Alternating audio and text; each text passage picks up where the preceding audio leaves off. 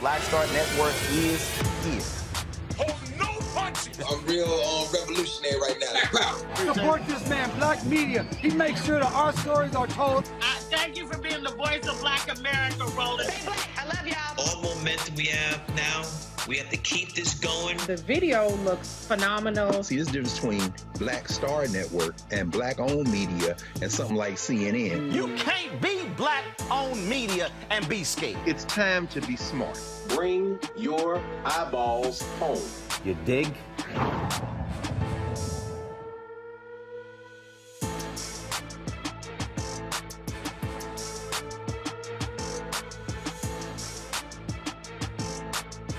He's got it.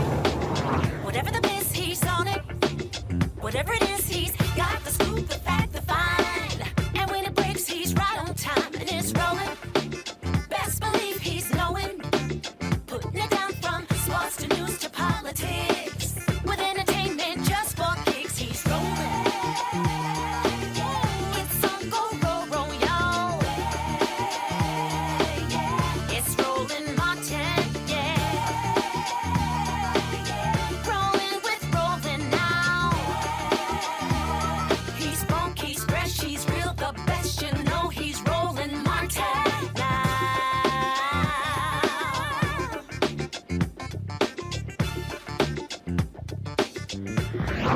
Martin!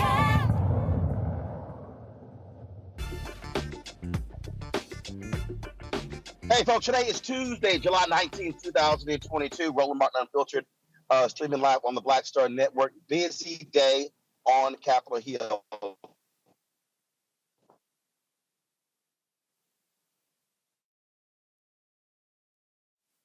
First of all, 17 members of Congress were arrested outside of the U.S. Capitol for protesting the issue of abortion.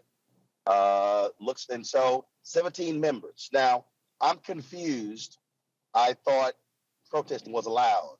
But U.S. Capitol Police released their statement saying that they were obstructing, and that was a result. A number of those members, Congresswoman Ayanna Pressley, Congresswoman Ilhan Omar, Congresswoman Alexandria Ocasio-Cortez, Congresswoman Jackie Speier, and others were arrested today as a result of that. In addition, while that was happening in the House, they were debating the issue of codifying same-sex marriage into law. Again, quite the busy day on Capitol Hill. I want to go to my panel right now to talk about this. In terms of what is going on, Democrats obviously are responding to the Supreme Court's recent decision, first of all, invalidating Roe v. Wade, but they also are looking at the comments made by Justice Clarence Thomas that they want to target same-sex marriage next. Even Senator Ted Cruz has called that a wrong ruling. And so we want to talk about that with our panel today. And so we'll talk about that with them. Also, folks, another huge story that we're looking at, the Secret Service has said they cannot find any of the texts sent January 5th or January 6th. Now, after the Inspector General asked for them. Congressman Hank Johnson of Georgia is on the House Oversight Committee. He joins us right now. Congressman, the Secret Service is supposed to be the top of the line, non-biased law enforcement agency. This has to be of grave concern that they would delete text messages on a crucial day. And to me, this really speaks to this potential coup and how the Secret Service could have been in on it. Well, Roland Martin, thank you for having me on, and good to be with you again. And I'll tell you, I lost confidence in the Secret Service when the first state dinner that President Obama had as president was invaded by a couple of people who were not on the guest list. And the Secret Service is in charge of the White House. They should know who's coming and going at all times. And nobody paid a price. The only person that got fired was Michelle Obama's appointment secretary for that breach. And so here we go, fast forward up to this point where we've got a guy who Donald Trump took out of the Secret Service and put him in charge of some political operation in the White House. At the same time, he was with the Secret Service, and so I'm not surprised that suddenly we can't find text messages from the day of the insurrection and the day before the insurrection. Something about those 2 days, and Secret Service had already been warned that we're going to need that. So don't destroy that information. Secure it, and we're going to be needing it during a investigation to come. And still, that information ends up being deleted. It smells badly, has a bad smell about it. Well, not only that, we also trying to figure out how did the Secret Service overlook the pipe bombs that were placed outside of the DNC when Vice President-elect Kamala Harris was in the DNC as well. I mean, this is, and I think people who say, okay, Roland, it's really not a big deal. No, this is major. You're talking about the law enforcement agency whose job is to protect the president and the vice president of the United States. Well, I think that that agency is in need of a makeover. The fact that black agents who work for the Secret Service office have had a long-running lawsuit against that agency for racial discrimination. I mean, systemic racism exists within the Secret Service. I have no doubt about that. It still exists. It has been systemic, and it's something that needs to be rooted out. And so there's a lot of change that needs to happen at the Secret Service.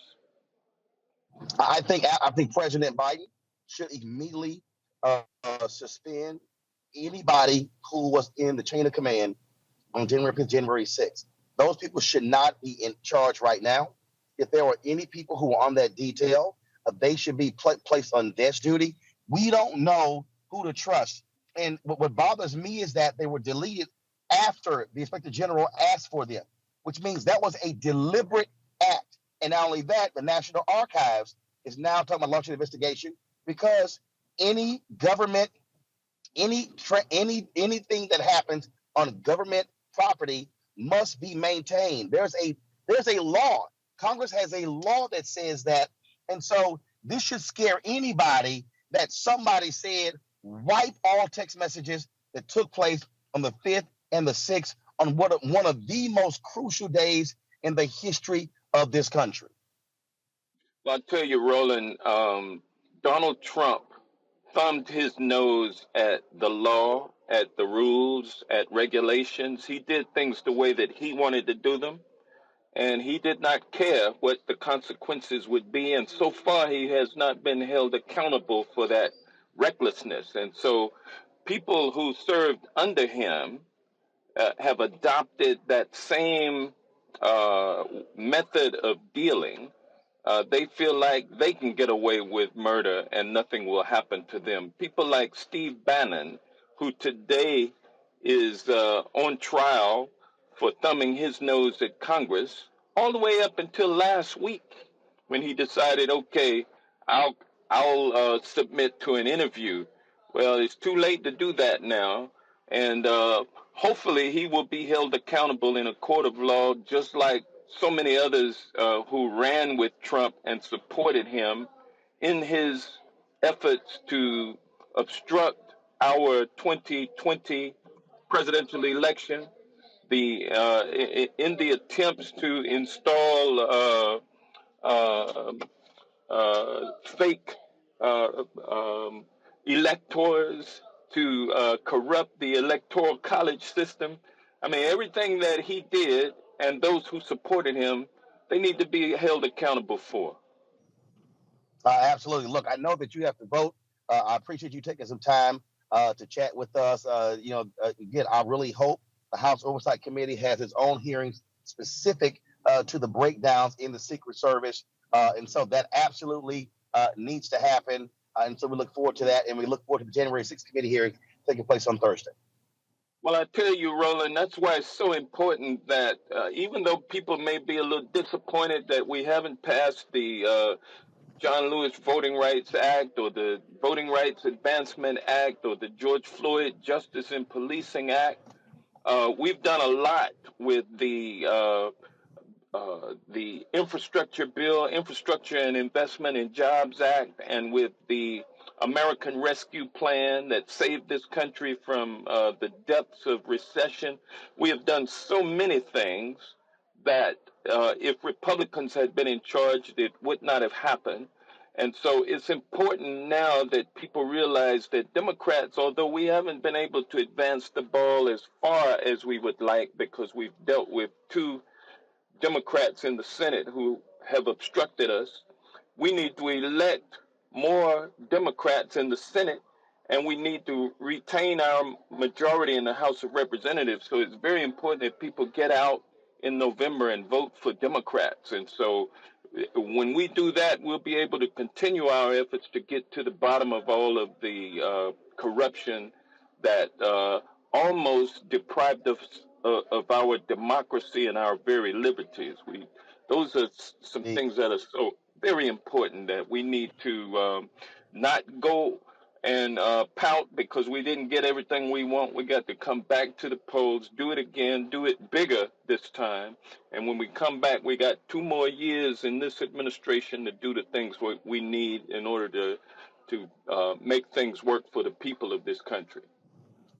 Indeed, Congressman Hank Johnson, we sure appreciate it. Thanks a lot. Thank you. All right, I want to bring right now, folks, Redditt Hudson. He is the co-founder of the National Coalition of Law Enforcement for Justice, Reform, and Accountability. Redditt, glad to have you here. Looks like you're in the car like I am. Look, explain to people how serious this is, that the Secret Service deletes text messages after the Inspector General requested them and now saying, oh, we can't find any text messages between anybody on those 2 days. It couldn't be more serious, Roland, because we have to connect the dots, right? It's not just the Secret Service. You have Congress people actively aiding and abetting ongoing crimes. You have a former president who's committed a trove of crimes, first listed in the Mueller report, but never being held accountable for it. As the congressman previously said, he was spot on in his assessments. And when you see that this coup attempt is continuing to unfold, that was just a part of it, man. What we saw on January 6th was a step in the process. You have Republican legislatures all over the country securing elections in advance of voting. We are going to decide whose votes count. We're going to decide who votes or not. When you connect those dots, and to the congressman's point, see the impunity with which these people are operating, man. The Secret Service could give a damn about a directive from anybody not to erase that evidence. We're going to erase it, and what are you going to do about it? Same thing with Donald Trump. I'm going to incite this violence. What are you going to do about it? Now, what we've seen, and this is why it really is important to pay attention to that, what we've seen is a mediocre response at best from that hall of power that we would expect to respond to these kinds of things, the Department of Justice. And I hear the apologists for Merrick Garland saying, be patient. He's playing chess, not checkers. No, man. The statute of limitations is going to run out on many of the important investigations that are already underway, and the information that the Secret Service had here could be critical to that. And what could happen potentially, because of the lack of enthusiasm that the congressman tried to address in the previous segment, is that Republicans could regain a majority and all these investigations go away. You know, go away, man. Everything is at stake right now, man. The entire democratic experiment, such as it is on the line if nobody can get to the bottom of this quickly. Remember, we've had testimony where the Secret Service agent who then Donald Trump makes a deputy chief of staff wanted the Secret Service to take Vice President Mike Pence to another location, and it was Pence was like, I am not getting in that car. See, I mean, people need to understand, we're talking about the Secret Service potentially, and it says a huge red flag. What has happened here? You may have had agents who were directly involved in this coup d'etat, this attempted coup. Right. And Roland, here, what people don't think, I don't think a lot of people don't grasp is the scope and scale of the compromised nature of all of our governing apparatus and everything else, up to and including the Supreme Court, who also appears to be operating as agents of the far-right radical folks who want to take us back 150 years, damn near to slavery by law. And we have to see those people who are in position to hold folks accountable criminally do so. I want Merrick Garland specifically to step on the gas, man. Listen, he just put that memo out reiterating a policy that William Barr, of all the damn people, William Barr, who aided and abetted all kinds of crime until his recent testimony acknowledging the fact that reality exists, and Donald Trump knew that, there was no fraud in the election. He was just trying to steal it. But to put out a memo that says, hey, now we're getting close to the elections. Well, of course we're close to the elections because you've allowed your investigations to run that long.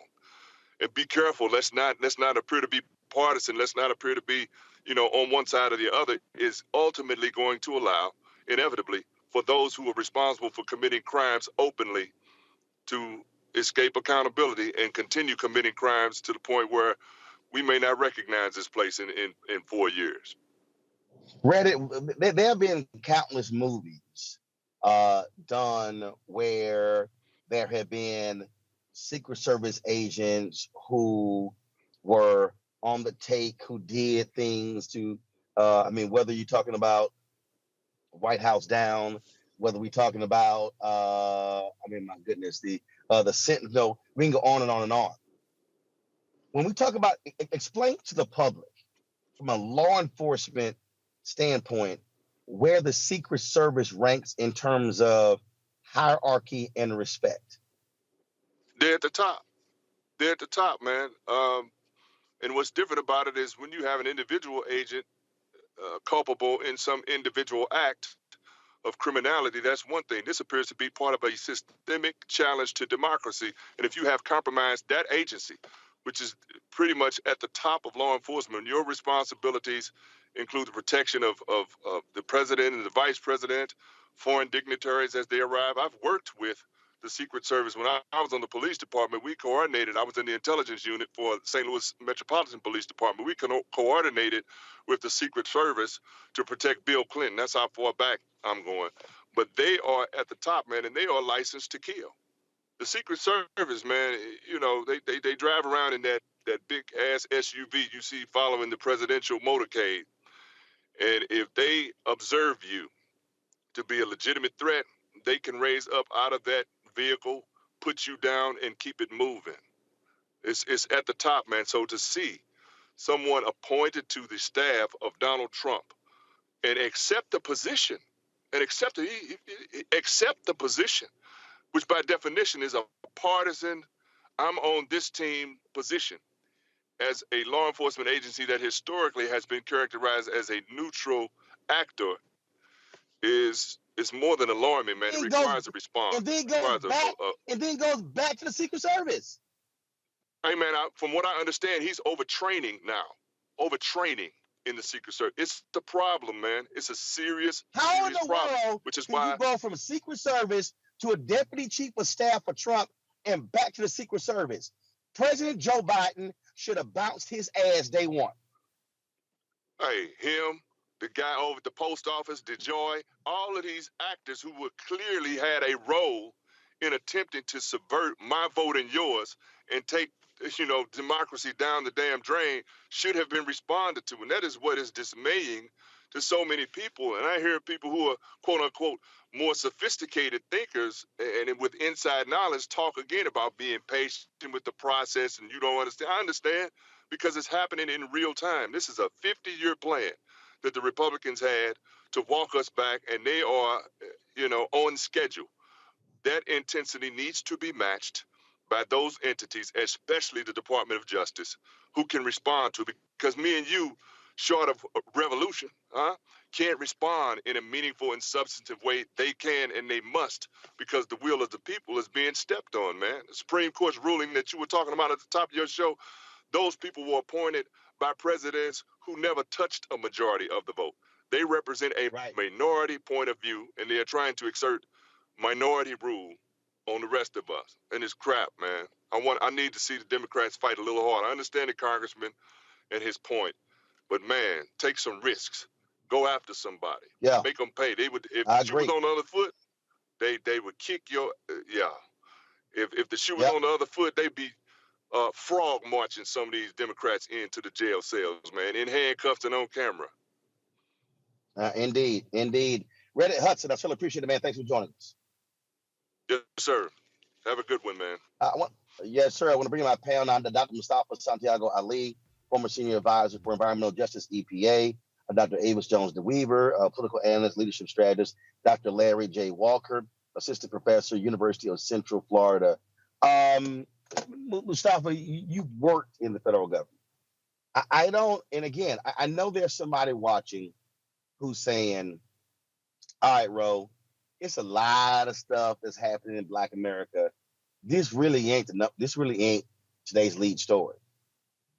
I don't think folk understand when we're talking about this attempted coup to now find out that the Secret Service purposely deleted all text messages from those 2 crucial days where we could have discovered what agents were saying to each other, what agents were saying to members of Congress, what agents were saying to Trump and others, and now they're gone.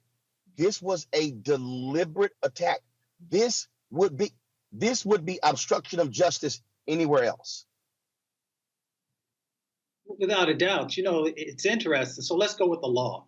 There's something called the Federal Records Accountability Act, or the Federal Records Act, which spells out for folks, both email and text messages, the things that you are not allowed to delete because they are part of federal records and public records. So we also know that when we're dealing with the level of individuals that we currently are, that there are triple redundancy programs that are put in place to make sure that those folks who are in power can actually take a look at what people are sharing. Agents, whether you work for the FBI or the CIA or NSA or a number of other places, there are these redundancy programs that are in place to make sure that information does not disappear. Because you could have a rogue agent, you could have all these different types of things that are going on. So folks need to be able to know at the click of a keyboard what folks are saying and what they're doing. When folks say that emails have completely disappeared, it takes a lot of work to make sure that that actually happens. And I'll let those who work deeper into the security space actually unpack that for folks. But trust me, it takes a lot of work to make those things disappear. Now, why does this matter to everyday folks? Because this literally goes to the highest levels of our government, of the things that folks are willing to do to, one, protect Donald Trump, and then 2, to just, to dismantle democracy, which plays out in all kinds of ways in our own personal lives. So folks should really pay attention to what's going on. This is literally, when people watch the TV show The House of Cards or Scandal, it is both of those things all wrapped up into one, with the amount of really shady stuff that is going on that could have ripples for, years to come. I mean, I literally, Avis, I literally cannot underestimate how major this is. Because if you're deleting after you get the request, that means you're deliberately hiding something. Mm-hmm. And so now we don't know who the Trumpers are. We don't know if they're still there. We don't know if there's a man or a woman who is standing right next to President Joe Biden, or standing right next to Vice President Kamala Harris, who wanted to see Donald Trump stay in there. That means that we now have to question every Secret Service agent who's on the detail, every single supervisor, because what actions do they take? People don't understand. The simple overlooking of a doorway could lead to someone coming in to harm the VP or the president. That's how major this is. The Secret Service, these individuals, the families, the first lady, the second gentleman, members of the cabinet members, They literally entrust their lives to the Secret Service agents assigned to them.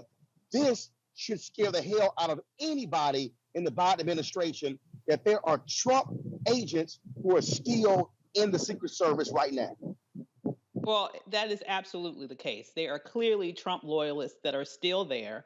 That's why this breach occurred. As was mentioned, this is not something that just somebody said, "Oops, I hit a button and they're all gone." I mean, it took effort for this to occur. And you rightly brought up the fact that on the day of this event, even the vice president indicated that he did not trust the Secret Service. Trust and believe he knows more about who's in there, what their alliances are, than the rest of us do in the general public. And given the fact that this just happened, to me, it's not a question of if there are Trump loyalists in there. It's about rooting them out, because they provide and they can have they can represent a huge threat to, as you mentioned, the president, the vice president, their families, but even beyond that, this very nation, because what they are looking to do right now with this action, as was mentioned, it is tantamount to obstruction of justice. What else are they hiding? Should we believe that, they are going to ever be completely transparent with all that they know? And if there are moles that are still in the Secret Service, as you mentioned, where else are they throughout the government? We've talked about for years that there's been research that shows that there, for example, are white supremacists and police departments all across the country. Why wouldn't we think that there are Trump loyalists and white supremacists and all sorts of extreme ideologies infused in every institution in this nation, including the Secret Service? And to me, this is hard proof of that fact. Heads need to roll. And Mustafa, it also jumps out, the Republicans not voting to deal with or look into the neo-Nazis who are in the United States military. What does that say? What does that say in terms of the kind of people in leadership who don't want to root out neo-Nazis? You've got these Trumpers in the Secret Service. I mean, we're talking about this is a national security threat. And so here we are, and people like, oh, this January 6th committee is really no big deal. No, what we are discovering now of how much of a national security threat exists as we speak. Right now, the lives of the people who work for the administration, but more importantly, democracy itself. These people want to be in power, and they will do whatever they can to stay in power. Republicans know that there are domestic terrorists, that there are these white nationalists that have infiltrated to the highest levels of our government. And since they know that, and since they refuse to move forward, then that means that they must be supportive of those types of beliefs and sets of actions. This is just one more reason why we have to vote in amazing numbers in November and then in 2024, because if we don't root this out, it will continue to metastasize. It's just like a cancer. It will continue to grow throughout our democracy and eventually choking the life out of that democracy. Larry, I'll say this here, Larry. There has to be a massive purge. If I'm President Biden, I'm talking about a massive purge of agents, of leaders. I'm literally moving people out. I'm bringing in people from other parts of the country with no ties to this. That's what should be happening right now, because, again, this is a serious threat we're talking about. Yeah, Roland, this is like some bad Netflix movie, because you can't possibly imagine. And let me say it also, as someone who's worked for the federal government, anyone else who's worked for the federal government, this is unprecedented. You don't see anything like this in terms of just emails just obviously being deleted. But you're right, President Biden has to be concerned based on what we've seen so far. It just doesn't make any sense that emails could be deleted, and certainly, like I said, not download to a server or back up to a backup somehow, particularly when we talk about emails of this importance. So, and as you said, Roman, I would highly recommend that President Biden make sure that someone from his staff is making sure we find out what's going on in the Secret Service. Obviously, the January 6th committee is doing their work, but the Department of Justice should look at this closely to kind of figure out what happened, who was involved, where the gaps exist. And once again, we got to root out all these people who may be behind the scenes, kind of like maybe sounded like a shadow government, like I said, from a B movie, to ensure that the president, his family, the VP's family are safe, because otherwise we could continue to be dealing with these kind of issues over the last several months. And obviously we have an election coming up soon. So we need to root these folks out, find out who they are, and they need to be removed from government. Indeed. All right, folks, got to go to break. When we come back, we're going to talk about a number of things that have happened today. First of all, the House passing a bill codifying same-sex marriage into law. 47 Republicans voted for the bill. We'll talk about that. We'll also talk about the protests on Capitol Hill over the issue of abortion. 17 members of Congress arrested there as well. Lots more to discuss. Roland Martin Unfiltered right here on the Black Start Network. I'll be right back.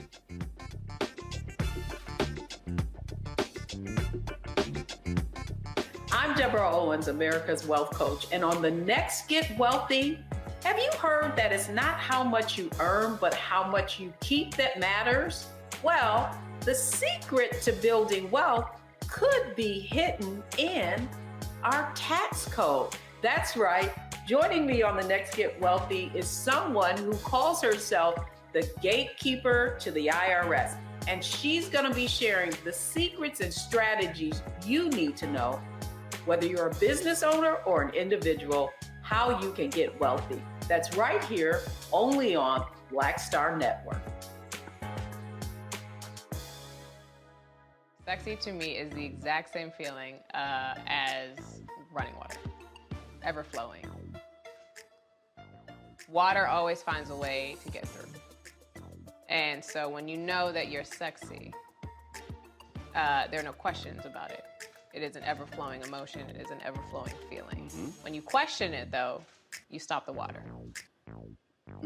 I struggle with this a lot, mainly because I've been told what sexy should look like, what it should feel like. As a model who did Sports Illustrated, you're told that this is what sells sexy, but then you travel the world and what's sexy to one person is not sexy to another person. I'm more of a mindfuck kind of person. How can you stimulate the brain? Mm-hmm. To me, that's sexy.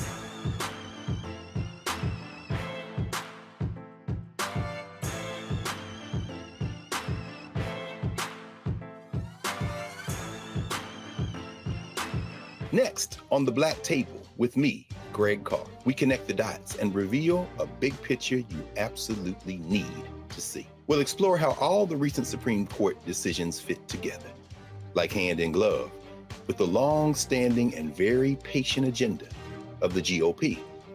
As one of our guests tells us, conservatives are playing chess, while the rest of us are playing checkers.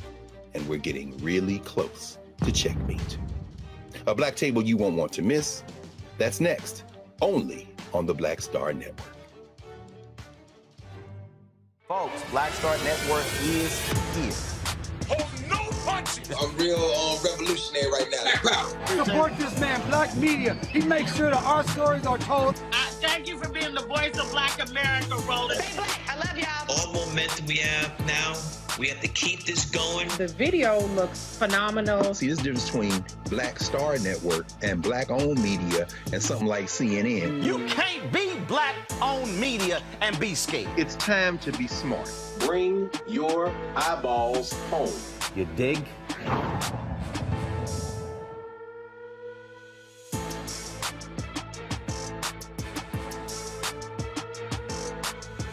Hi, I'm Dr. Jackie Hood Martin, and I have a question for you. Ever feel as if your life is teetering and the weight and pressure of the world is consistently on your shoulders? Well, let me tell you, living a balanced life isn't easy. Join me each Tuesday on Black Star Network for A Balanced Life with Dr. Jackie. We'll laugh together, cry together, pull ourselves together, and cheer each other on. So join me for new shows each Tuesday on Black Star Network, A Balanced Life with Dr. Jackie.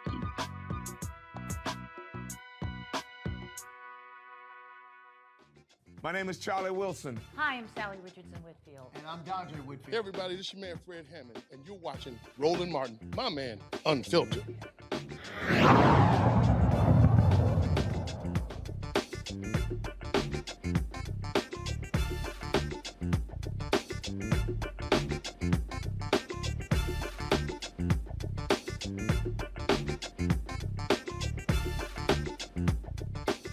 All right, breaking news from Capitol Hill. The House has passed the Respect for Marriage Act, which would codify same-sex marriage into law. It was passed 267 to 157. 157 Republicans voted against this particular bill. This is significant in that because when you think about most bills that have actually been passed in the House, nearly all Republicans voted against. The fact that 47 Republicans voted for this, if I look at those numbers, that also represents 2/3. So therefore, that is a significant vote there. What does that say, Larry, that 47 Republicans would vote along with the Democrats on this? You have some conservatives like Senator Ted Cruz who say the Supreme Court was wrong when it came to same-sex marriage. That's a strong number. I wonder if you're going to get 60 votes in the Senate. It'll be interesting to see that happen. But Roland, I think what's happening is Republicans are looking at polling like everyone else. The majority of Americans, and this includes mostly Republicans, believe in the right for same-sex couples to be married and live their lives peacefully. So maybe, like I said, maybe they're looking at the poll numbers. But it'll be interesting to see what happens in the Senate side, particularly, as I said a few minutes ago, we have an election coming up. So it's incumbent on civil rights activists, et cetera, to put pressure on members of the Senate to ensure that we get at that 60-person vote threshold. It'll be interesting to see that happens because you might even have I'll be interested to see if there's some Democrats who vote against this proposal. But like I said, it's very interesting that this happened. And as you said, it just happened today. I think it says a positive signal to members of the LGBT community in terms of that their lives are valued and that they should have life peacefully and love who they love. But whether we get it 60 in the Senate side, I'll wait to see if that happens. Hey, Avis, what about that? Because again, 47, if you're talking about 157 voting against and 47 voted for it, you're talking about 20+% of House Republicans. If you get 20%, if you get 20% of Republicans in the Senate, you're at 60 votes. Absolutely. And, you know, well, I'm happy that at least there is comparatively speaking, a significant representative of Republicans who want to act right when it comes to this bill. It does beg the question why. I do think that's an interesting question because the majority of Americans also favor choice, and they didn't support that. So I am wondering what is the difference here, and the only thing that I can come up with is that white men are impacted by this bill, and they aren't by choice. I mean, that is something that's clearly a woman's issue, and it specifically negatively impacts Black women who are 4 times more likely to die in pregnancy and in childbirth than white women. So to me, it's an issue of it may be something that some of them feel as if they can see themselves in that situation, or they empathize with people in their families that look like them who are members of the LGBTQ community. And I'm glad that they are supporting it. But I do think that we need to unpack why. I think it's a similar reason why Clarence Thomas, for example, put that under scrutiny in his confirming opinion with the overturning of Roe, but did not put on the table any sort of challenge to interracial marriage, because guess what? He's in an interracial marriage. Mustafa. The LGBTQIA family has a very strong lobbying presence. They vote, and they also hold people accountable. So that, I believe, has a lot to do with it also. They utilize their dollars to make sure that folks are being held accountable and that they're standing up and doing the right thing. It's the 21st century. But let's actually just further unpack that, because Avis mentioned it when we're talking about that. It's a whole bunch of rich white gay men. Exactly. First of all, we ain't talking about gay black people. Okay. That's what I'm saying. So what you're dealing with here is, you're dealing with Republicans who are responding to a whole bunch of rich, white, gay men, individuals who are CEOs of corporations. We talk about money here. Log cabin Republicans. Yep. We talking about money here. Exactly, and that's what I said. They hold people accountable, and they utilize their dollars to push the agenda to make sure that they're protected. So we just need to understand the dynamics that are going on Capitol Hill and in corporate boardrooms. Hey, Roland, can I ask something really quickly here on this point? We're almost there on and this is an important topic, but let's see. I'm curious to see how this plays out in the Senate side, and then if it passes Senate with conferees work out, et cetera, if it gets to the president's desk. But we still have a long way to go. This is a great, is a positive sign in terms of, like my colleague mentioned with what Justice Clarence Thomas said in his opinion. But we still have a long way to go. But hopefully, this is something that passes the Senate and gets to the president's desk. But we still have a way to go. Something to look at here. So I got to throw this out there. So today, 17 House members were arrested for protesting outside of the Supreme Court. But I'm curious. There were a lot of protests, and I get it. I get it. Today's protest was about abortion, the Supreme Court decision. And you see the video here. Come on, y'all, show it. Come on. The people getting arrested. Members of Congress, Congresswoman Alexandria Ocasio-Cortez. She was one. There were others. I saw some posts. Ayanna Pressley was out there as well. But one of the things that Congresswoman Ilhan Omar, as I said, Congresswoman Jackie Speier, who I think I saw a tweet where she said she had never been arrested before, but she invoked Congressman John Lewis with good trouble. But I got to go back to this, Avis. It was a whole lot of non-black members of Congress we never saw out there when there were protests for the People Act and John Lewis Act. Well, that is true. People have their specific issues that's going to get them riled up, and they will completely ignore other issues. And the sad thing is that, honestly, it's related. If you want to be able to protect women's rights and everybody's rights that we care about, we need to be able to maximize Black voting power in the midterm elections and beyond. And so people want to pull back and act like pushing through and making sure that we had voting rights protections is something that's something that's quote unquote just a Black thing. The reality is it's a thing that impacts our ability to protect democracy, period. Because when the Black vote is compromised, so is the ability of the Democratic Party to win. And right now, we do not have two parties. We have one party that is a party that's trying to govern, that's actually trying to pass policy, maybe not in the most beautiful way possible, but they are trying to act in a way that the system is supposed to work. And you have another amalgamation of people who basically want to turn our democracy into an autocratic system. This is not a comparison of two equal things, okay? And if we want to be able to have a democracy moving forward, particularly at a time when people of color are growing in numbers, because that's what really this is all about, as we've once again talked about for years on this show.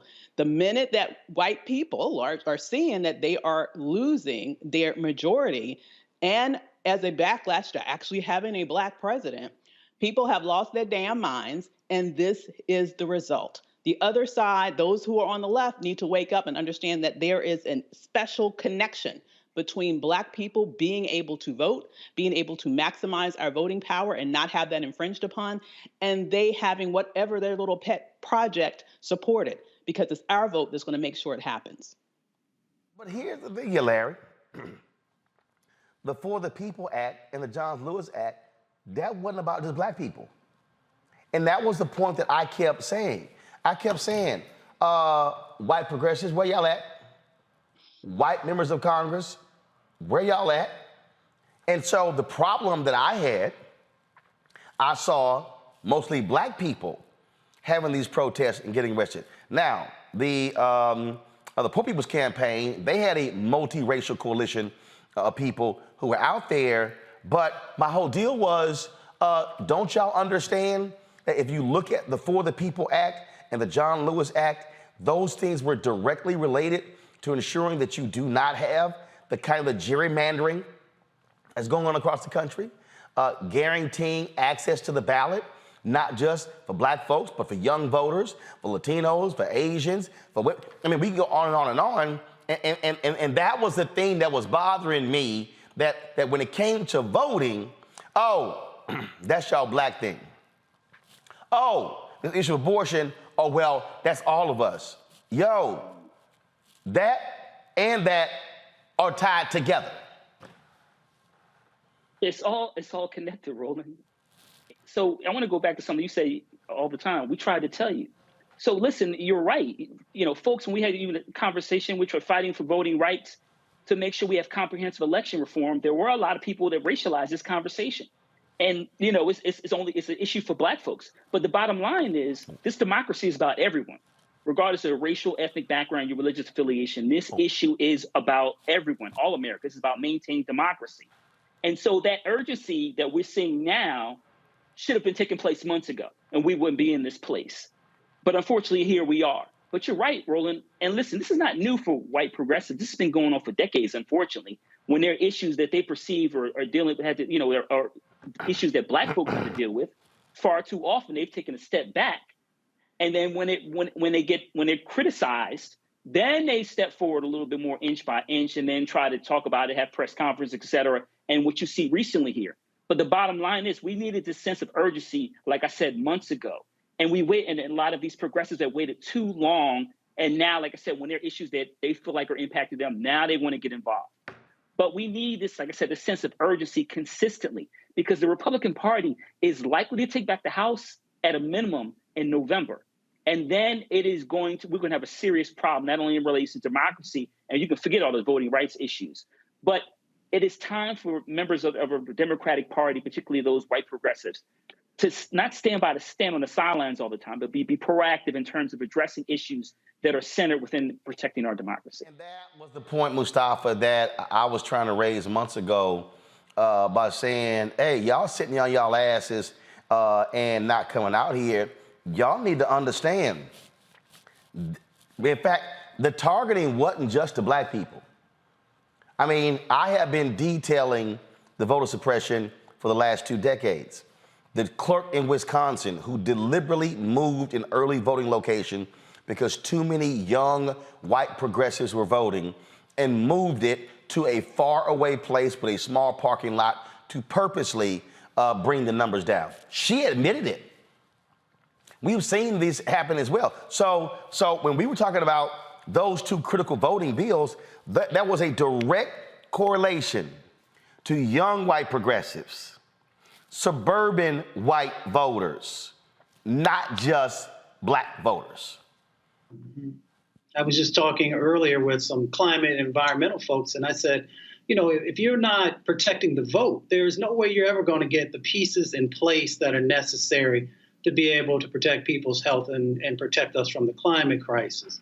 James Baldwin once said that, he talked about how we often, sometimes don't see the impacts that are happening inside of our communities because we don't want to.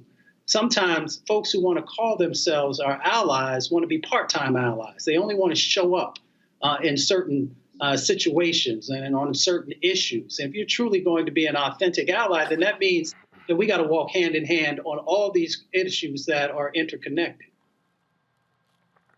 I got to play this for y'all.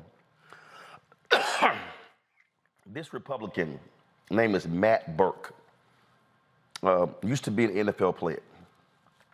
He said something, y'all, the other day that well, first of all, we know this how a whole bunch of these white men think. But I want y'all to listen to what this fool had to say about the issue of abortion. Incredulous, he wants to be the lieutenant governor of Minnesota. Check it out. But obviously, it's not over. Our culture loudly, but also stealthily promotes abortion. You know, telling women they should look a certain way, they should have careers, all these things. It's real now. An abortion, again, rape is obviously a horrible thing, but an abortion is not gonna heal the wounds of that. And the two wrongs is not gonna make it right. One of the arguments that I've probably saw 20 times online today was about rape, and obviously, they always want to go to the rape card, right? Which is, I say, great. If you want to agree on the other 99.8% of pregnancies, if we're right there, then let's talk about the 0.2%. But rape is obviously a horrible thing. Shortly after we'd won the Super Bowl, did I mention I won the Super Bowl? I'm not proud of it or anything. Is that they said, well, abortion's legal, and it was kind of an easy out for a lot of people that didn't really want to engage. Well, it's legal, just. A lot of things have been legal before changed, right? And we always hear about I'm sure you've heard, I know I'm talking to a bunch of pro-life warriors here. Slavery used to be legal, right? Which is an interesting comparison to make, because really the way that the other side treats an unborn child is basically that unborn child is the property of the mother. Other laws, women used to not be able to vote in our country. Now we let them drive. I mean, I don't know. I have 3 teenage daughters that drive. I don't know if that's a good law or not, but I'm just kidding. Sorry, kidding to all the women out there. And don't tell my wife I used that joke. She hates that joke. It's a good reason your wife hates that joke, dumbass. But y'all notice, I'm joking about the driving part. Mustafa, I saw your reaction to the careers part. Some of y'all may have missed that. Let me just play just that piece again. Listen to this. Obviously, it's not over. Our culture loudly, but also stealthily promotes abortion. Telling women they should look a certain way, they should have careers, all these things.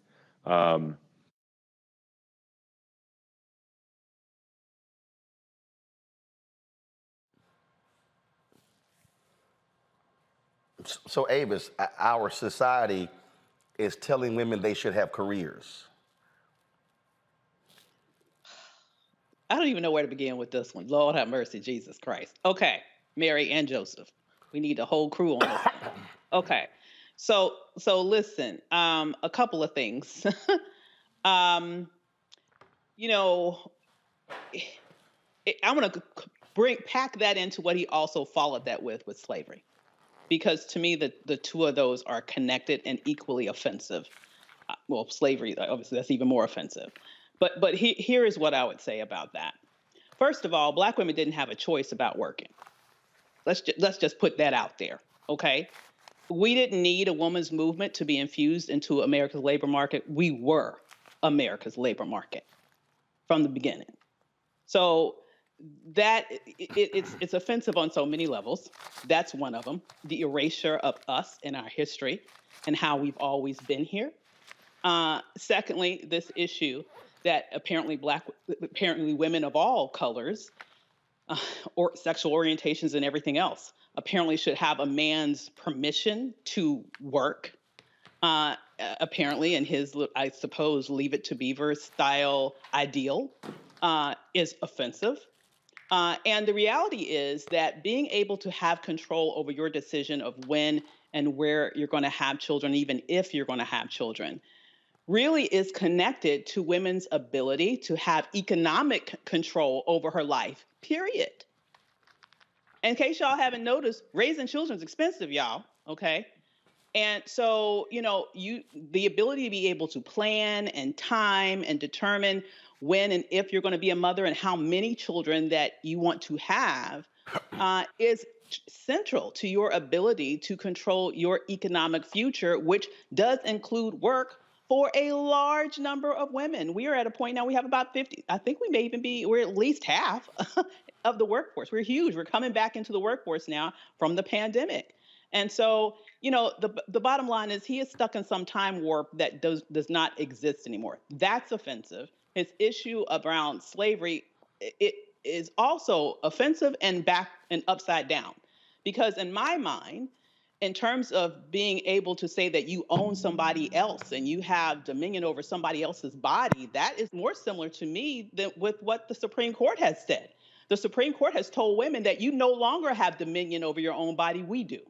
The Supreme Court has said that you can no longer decide whether or not you want to be able to save your own life in case you have an ectopic pregnancy or in case you get raped, which apparently he thinks is not such a bad thing, okay, no matter what he says. You know, you should be able to, you can't do that anymore. We're telling you what to do, what you can and can't do with your own body, even if you're a 10-year-old little girl.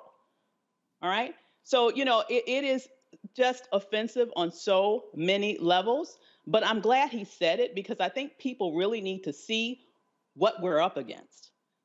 We have slumbered and slept too long and taken these rights for granted. And now they are going to be tumbling. This is not the last. There's a lot to do to help to try to hopefully repair this situation, but it's going to take time. And the bottom line is, and the sad thing is, in the interim, I guarantee you, women and girls will die because of the ignorance of people like that.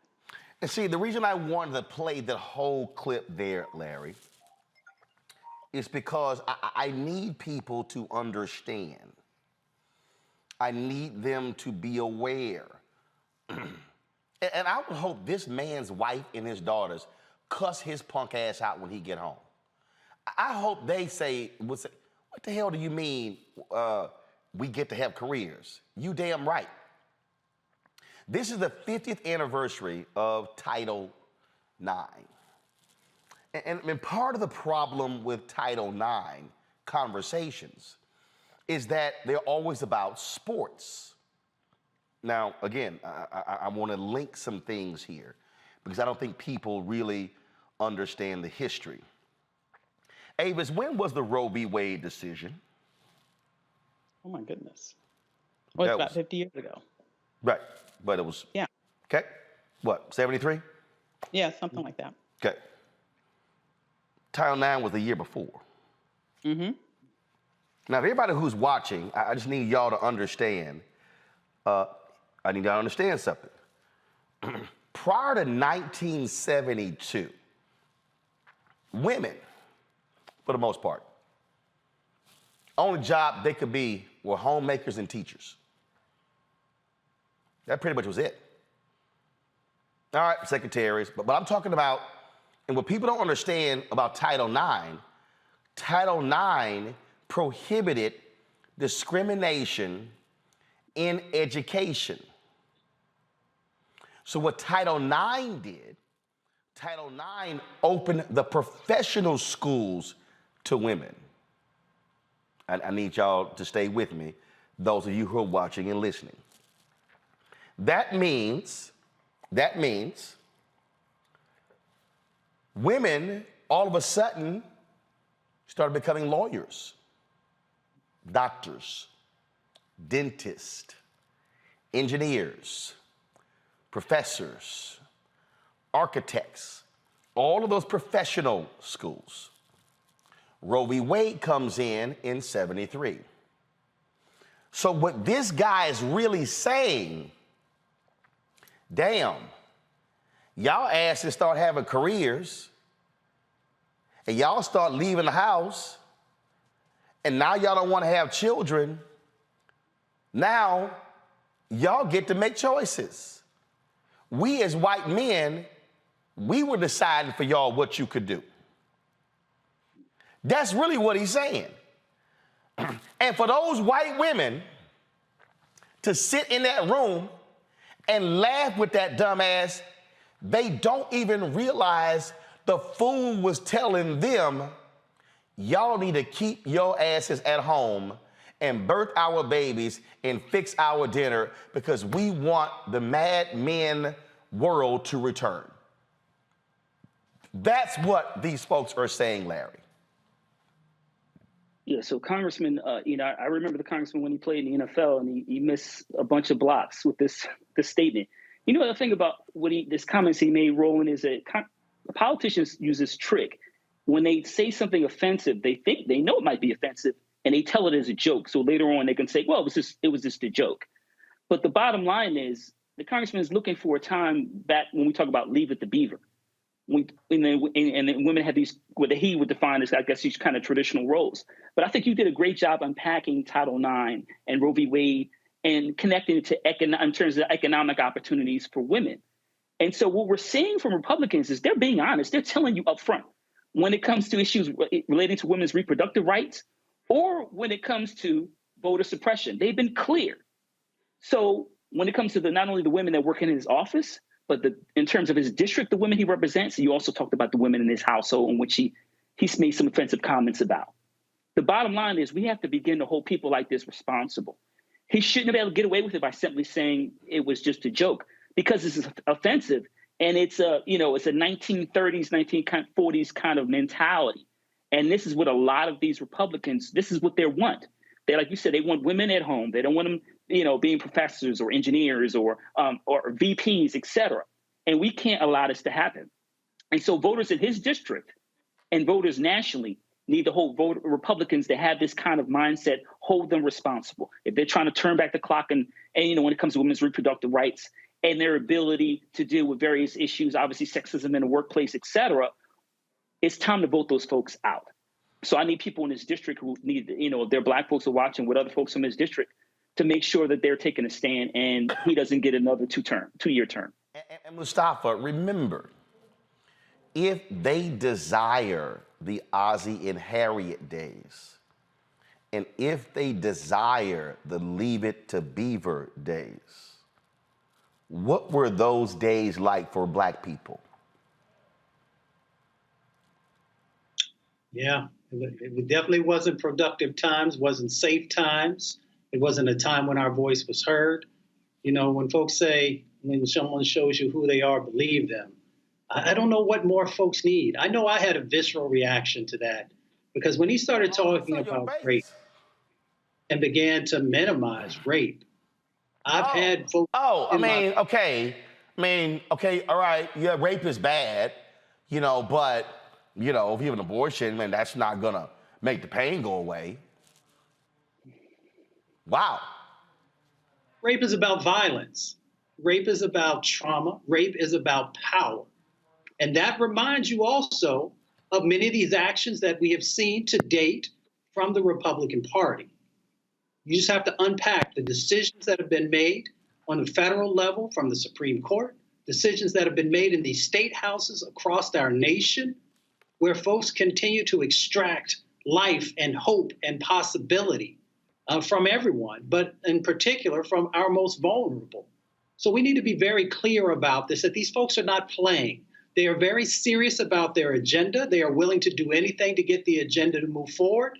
And once they have it, you will find yourself sliding backwards in time where your rights are gone, where your ability to be able to make money will be limited because they will give opportunities to the folks who have traditionally been a part of the old boy network. So we need to wake up. We need to get engaged further. And we need to make sure that we are pushing and holding people accountable. And one of the ways we do that is to make sure that those who have voted vote and those who have not yet seen a reason to vote now have one.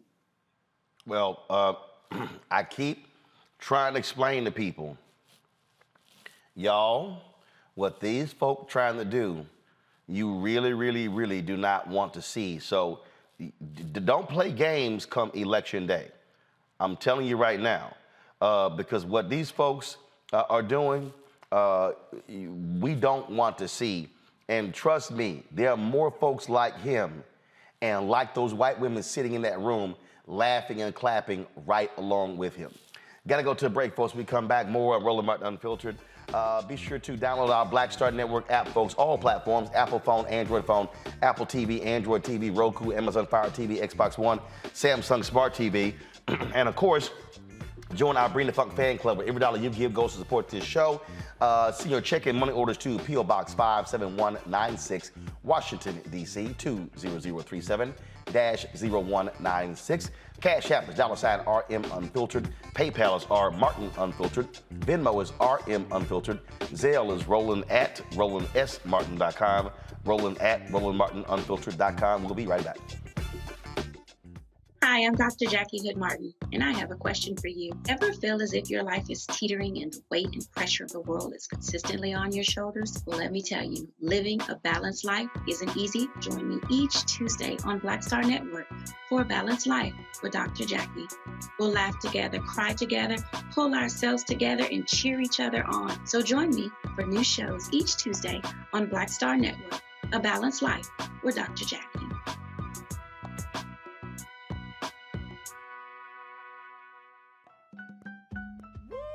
We're all impacted by the culture, whether we know it or not. From politics to music and entertainment, it's a huge part of our lives, and we're going to talk about it every day right here on The Culture with me, Faraji Muhammad, only on the Black Star Network. Yo, what's up? This your boy Ice Cube. What's up? I'm Lance Gross, and you're watching Roland Martin Unfiltered.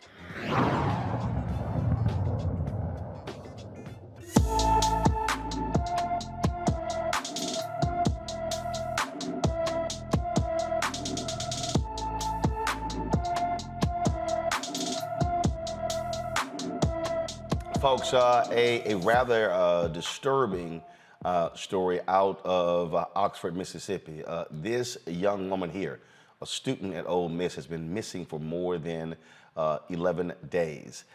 Jimmy J. Lee, folks, is 5 feet 7 inches tall. She weighs 120 pounds. Her hair is blonde. Her eyes are brown. She was last seen Friday, July 8th, near some campus apartments. She was last seen wearing a silver robe or house coat, a gold sleeping cap, and gray slippers. Police found Lee's car the same day he went missing, about 2.5 miles off campus. Now, folks, again, this has been about 11 days now. Anyone with information about Jimmy J. Lee should call the Oxford, Mississippi Police Department at 662-232-2400, 662-232-2400. A San Bernardino, California family is demanding answers from police after their loved one was fatally shot in the back. Saturday, 2 officers in an unmarked police car chased and shot 23-year-old Robert Adams in a parking lot. The video we're about to show you, folks, has no audio, but it is extremely disturbing to watch. Adams' family claims the officers did not identify themselves before the shooting.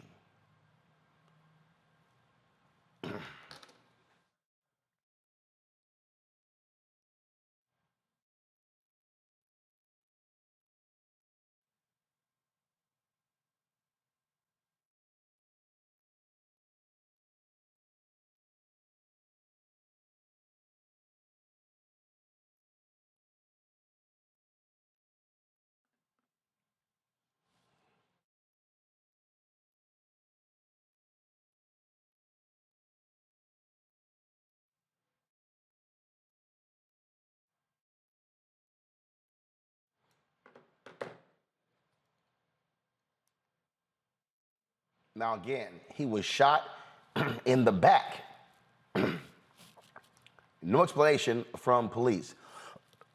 This is the statement released by Chief Darren Goodman regarding the shooting. He said approximately on July 16th at approximately 8:05 p.m., 2 fully uniformed San Bernardino Specialized Investigations unit officers were conducting surveillance in an unmarked vehicle after receiving information that a black male armed with a gun was in the parking lot of an illegal online gambling business located in the 400 block of West Highland Street. Now, the family is disputing that he had a gun. This is another one of those examples, Mustafa, where the officers are saying one thing, but then something else happens. They say that there were two gentlemen there. This is the chief here. He said that one of the males later identified as 23-year-old Rob Marquise Adams, pulled a gun from his waistband and began walking. Excuse me. This is the video right here. I'm trying to figure out happened, because you see him right here. And so, is that a gun? Is that a gun? And you see the cops pull up, and they jump out, and he runs away. But it still goes to officers firing and shooting someone in the back. This is another example of shoot first and make excuses later. You know, they come up with these false narratives to be able to cover themselves. And then when the video comes out, then in many instances they double down, or sometimes they will then begin to actually share with the country what the truth is in relationship to what went down. Now, my vision is not 20/20 anymore. It's still close. But when I look at that video, I did not see a gun. And I also saw a young man who was actually running away. So I don't know how you justify shooting someone in the back. But here's here's what I'm just trying to understand. This is just me, Larry. You're there in Florida. How many of these states were moving to concealed carry, where you can have a concealed handgun and not have a permit? Now, again, if y'all roll a video, it looks like, okay, that at some point if you roll it back, it looks like at some point he did raise his waist. Somebody rolls up. you see the car roll up, unmarked. They're sort of just standing there. He lifts his shirt up. Looks like he shows someone something. Now it looks like he drew something. The way his arm was positioned. Now there's something on the side of him. But you still are sitting here going, okay, so they jump out, and then all of a sudden he takes off, and now he's in between the cars there. The chief's statement, Larry, says that there was a bullet that was still in the chamber, and it was cocked. And they say now there's still an ongoing investigation. Roland, this is like rinse and repeat when black folks get shot when it comes to law enforcement. We hear the same narrative. First of all, the media has to, the mainstream media has to really scrutinize these press releases, because what we find out is, my colleague said, they state one thing, then we find out 30 days, a year, 2 years out that it wasn't the case. So, yeah, we got to wait to find out what happens with the investigation. But the bottom line is, this is another black person being shot in the back. This shouldn't be happening in a just society. When we talk, you hear Republicans talk about all the time about, they don't believe that, all the challenges that black folks talk about in terms of law enforcement is real. But this is another example. Now, whether he was having to carry a gun or not, whether he had the permit, et cetera, all that stuff will play out. But the bottom line is they shot him in the back. So even in the most black and white cowboy movies, you don't shoot a person in the back, but black folks see this. We see video like this consistently. So we got to do something about it. And this goes back to some of the policy issues we talk about on the show all the time, particularly police reform and the fact that it didn't happen. Because we have to begin to hold officers responsible for using black folks as target practice. It happens too frequently. We're not doing anything about it, and we're losing our sons and daughters for unnecessary reasons.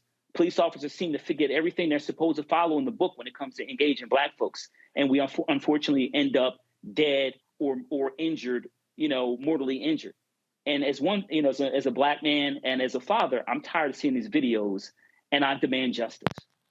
And as usual, Avis, we have to see what's going to be the outcome of this investigation, but they typically end the way we normally see them. Yeah, I'm sure we will. And here's the thing, we are not too far removed from, horrible examples of gun violence in this country, where you have an entire, 400 policemen scared to go in, going to confront one teenager with a gun. But God forbid that maybe there's a black guy in America with a gun the same America that wants to talk all of this smack about how everybody should be able to have a gun. But in that moment, whether or not he has one, which is in dispute, as was mentioned here, he was clearly in retreat. It's not like he was pointing it at anyone. Are Black people not allowed to bear arms? That's my question. Are we allowed to have guns? Because if where is the NRA when Black people have guns? Where the fuck are they? Quiet. I'm sorry, it just annoys me. Quiet. Like, they are sitting here, want to justify everything, all of these mass shootings, and the only thing that'll stop a gun is a good guy with a gun. Maybe he saw a strange car drive up in his neighborhood, and maybe he did not feel safe. Does he not have the right? I don't know if he had a gun, but I'm just carrying out the logic that the police are putting out there. If he did, okay, if he saw a strange car, is not marked, as you mentioned, pull up in a place that may not have been the safest place, does he not have the right to protect his person if he is armed? I mean, I just want to know where are the rules. If we're supposed to, as America supposed to fight like the NRA wants us to fight to make sure that every man, woman, and child can have a gun, where do Black people fit in that equation? Apparently we don't. Man, doggone well, they don't like us having guns. Let's just be real clear. So no, we don't. That's why white folks get taken into custody and we get moved out when it comes to body bags. Let's talk about San Francisco, y'all. After 2 weeks in office, San Francisco's new DA is cleaning house. Brooke Jenkins reportedly laid off 15 staffers she inherited from her predecessor, Chase Boughton. Staff members were notified by phone of their termination days after Jenkins held a 20-minute introductory meeting with the staff that some described as uncomfortable and icy. Now, Jenkins says her decision for the changes is to create a strong team of staffers who want to reform public safety. Make sure that I have a very strong management team that is dedicated to balancing reform and public safety. And sometimes that takes some shifts, as it does in any new administration. But I'm very, optimistic about what is going to happen with the management team in the office and how we are going to begin restoring some law and order to San Francisco. Yeah, but it's some different stuff here, folks. Now, Jenkins was appointed interim DA by Mayor London Breed after Boughton was ousted last month. Jenkins will serve in her role until November. She will then run in a special election to determine who will complete Boughton's term through 2023. Now, she's Black and Latina. She used to work for Boughton's office, and then she left the office and became one of his fiercest critics over the issue of public safety. But one of the things that she's done is the offices that she's eliminated. She's eliminated one of the offices that dealt with restorative justice. Now, Larry, what's interesting is that I saw a thread yesterday from one of the women who she fired, and one of those women said, well, what about the cases that we have going on? We literally have family members who are coming in, and she said, oh, well, pass it on to your supervisor. And she said, well, you fired her. And then she said, well, pass it on to your chief. She said, you fired the chief too. So what you have here is this new DA responding to this recall, be tough on crime, but you're screwing the folks who are sitting in jail, some of them who are innocent. So, Roland, first, when I hear someone say law and order, I get nervous. Anytime I hear that phrase, it is a buzzword. We know that in politics. She's sending a message on television. So listen, when you fire that many people from DA's office, you're going to have major gaps. So how are you going to get anything done? So you talked about restorative justice. It's really important for, like you said, people who were wrongly convicted. We should also highlight that we know the people who were wrongly convicted are almost always Black and brown. And we've seen too many shows about this, too many media reports almost on a weekly, if not daily basis about convictions being overturned because some police officer or someone else did something or had someone say something that wasn't true, sometimes decades later. So my question is, how are you going to maintain law and order when you fired so many people? Also, in terms of, the background information, knowledge, basic things in terms of, who knows who, what, in terms of emailing individuals when they have various issues they have to deal with. When you fire that many people, like I said, you're going to have major gaps. And this is going to leave the residents of San Francisco in more trouble than they were prior to when she was brought in. So this idea of law and order makes no sense when, like I said, you fired so many people, many of them who were good at their jobs. And now you have to kind of figure out to address many of those logistical issues and deal with many of these cases. And I'm not clear about how she's going to do that. But once again, she said law and order. So I guess this is what law and order looks like. Avis? You know, it is ridiculous that, you know, you just mentioned she doesn't even know who she fired. You know, if what you just mentioned is true, which I'm sure it is, it shows that basically this was, in my mind, it was a political stunt. This was a political stunt to prove to those on the right, as was mentioned, that she is their law and order candidate, and she's going in there to clean house for these, you know, restorative justice people, and she wants to make sure she brings the hammer down, so she's just going to clean house. That was a political stunt, and unfortunately, real lives are going to be negatively impacted. And at the end of the day, as you mentioned, we know who are going to be the ones that are most likely to be paying the price, and they're people that look like you and me. Now, we've seen these things happen, Mustafa, from other DAs. These things have happened numerous times before. But the point that Larry makes is critical. Now, remember, they threw Boughton out because they felt he was soft on crime. And they were talking about, oh, how there was a dramatic increase in crime in San Francisco. No, it was a mild increase in crime in San Francisco. But he became the fall guy. And so now what you have is you have this blowback against individuals who many consider to be progressive leaders. Yeah, I mean, we know this is politics. When you really unpack it, there's not much else it could possibly be.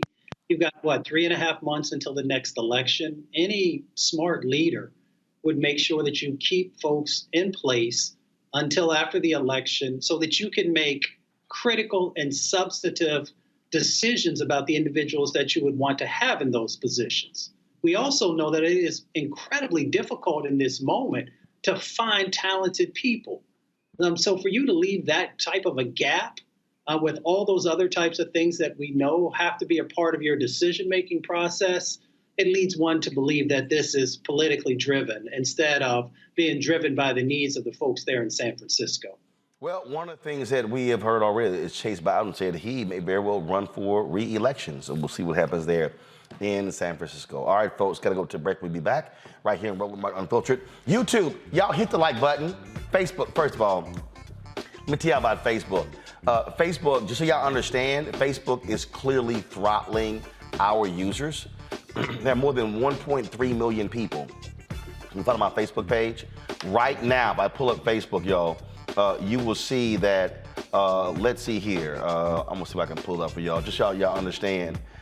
There is no way in the world, y'all, having 1.3 million people following me, that only 117 people are watching us on Facebook. Y'all should see it right now. You see that in the upper left-hand corner? Go ahead to it. 117 people. Now it's 122. We used to actually have anywhere from 2,000 to 3,000 to 4,000 folks watching at one time.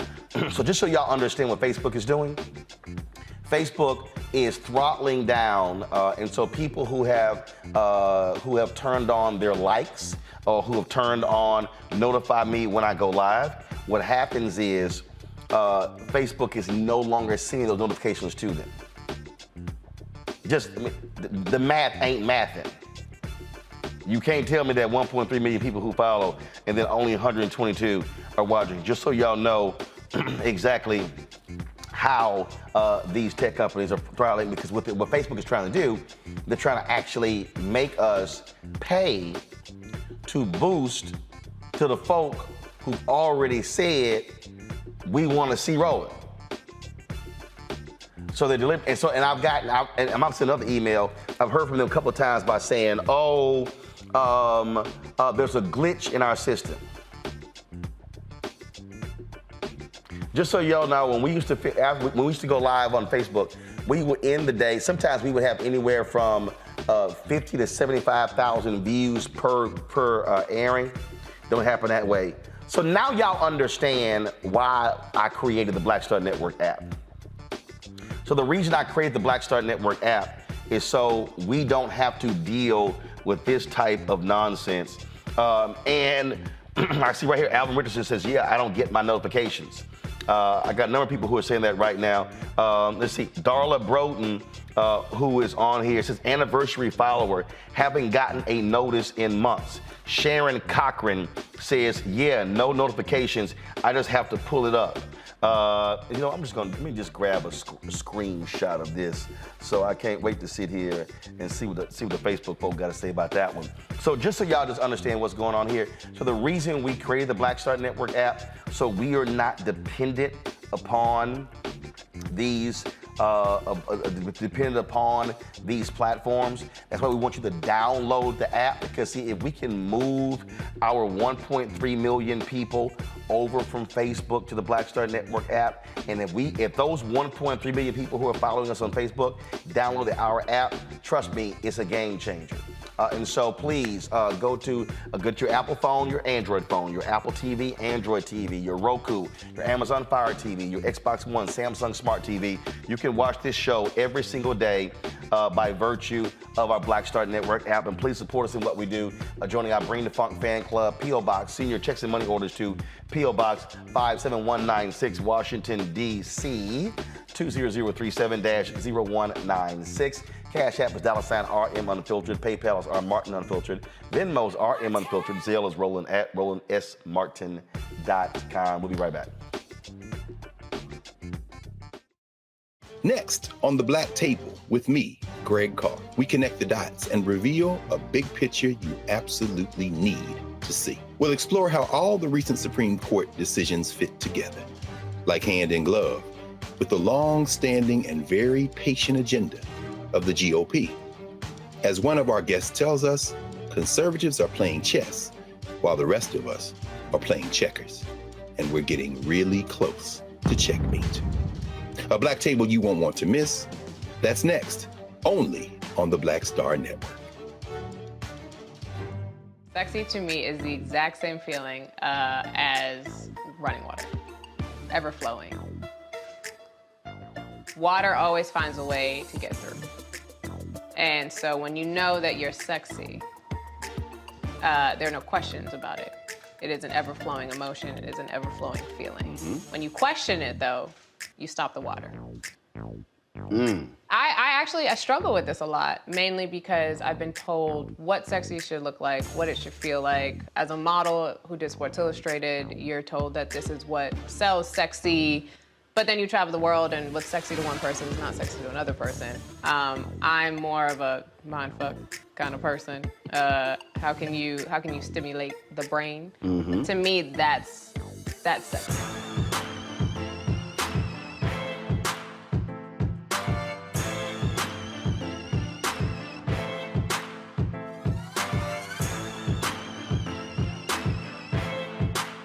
I'm Shantae Moore. Hi, I'm BB Winans. Hey, I'm Donnie Simpson. What's up? I'm Lance Gross, and you're watching Roland Martin Unfiltered.